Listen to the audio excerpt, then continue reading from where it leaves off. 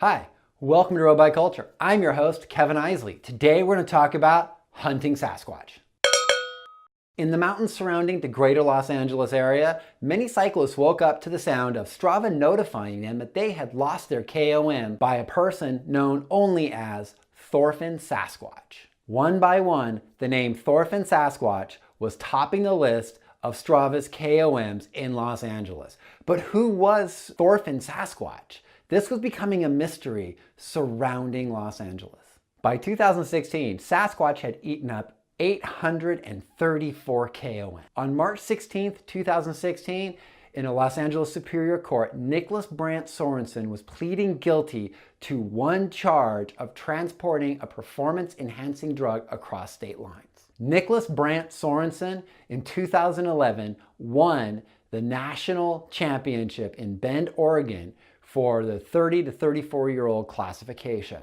He was stripped of that title because the urine sample he provided at that race tested positive for PADs. Word spread quickly around Los Angeles that Nicholas Brandt-Sorenson was Thorfinn-Sasquatch. Sasquatch had been identified. Once people in Los Angeles found out that Thorfinn-Sasquatch was a doper named Nicholas Brandt-Sorenson, they complained to Strava saying they wanted his KOMs taken down. But Strava said no. According to Strava, they don't know if on the day he got a KOM, he was actually doping. Just because a bunch of people say you were doping doesn't mean you actually were. He was not proven guilty of doping on the day he took those KOMs. So Strava's not going to take him down. And this is something I agree with Strava on. It's not up to the website to police us because a lot of people complain. All that would take then is a lot of people complain about anybody who has a KOM, and then they would have to take it down because they set that precedent. No.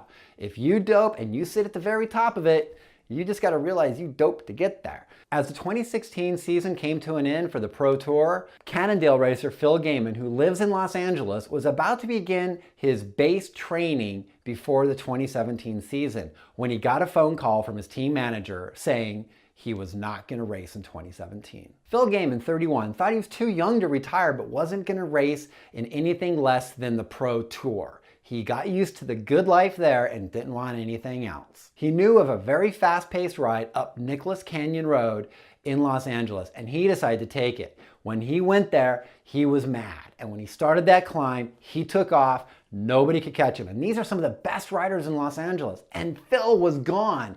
At the end of it, he took the KOM on Strava. That belonged to Sasquatch. Once Strava recorded him as having the KOM, his phone blew up like he won a stage at the Tour de France. All of his friends were saying, "Thank God you took it. This is awesome." And he realized he might be onto something. Suddenly, Phil found himself in a place where he could do something in his retirement. Take down dopers on Strava. Phil Gaimon, throughout his career, was very outspoken about doping and how he hated anybody who doped. He even has clean tattooed on his arm. So of course he's going to find a lot of problems with people who dope. And maybe this is the antidote to doping, is that cyclists take it upon themselves to take out the people they know are doping. I always find it so sad that professional racers dope to get ahead. But I understand that. But then becomes the cascading effect of now amateur racers are doping to get ahead. And now even people are doping on Strava. The day Nicholas Brandt-Sorenson pled guilty in that Los Angeles courtroom, he went for a bike ride. It was 40.4 miles. And he put a picture up of himself on Instagram with the caption that reads, "There are so many roads in life. I've learned that if you take a wrong turn to just stop, head back, and one will always find the right direction. Every man knows that we are all flawed and we all make mistakes. Within the cycling peloton, one of my favorite phrases that's always shouted is pedal." In the end, we're left with two athletes. One who was caught doping and it ended any career he ever hoped to have. And another who refused to dope, made it to the pro teams, but had to retire most likely early because he refused to dope. And their paths crossed in the hills of Los Angeles.